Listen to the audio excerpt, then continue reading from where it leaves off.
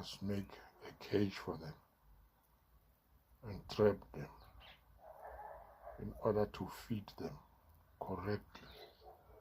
And they have babies, and then I have more of them.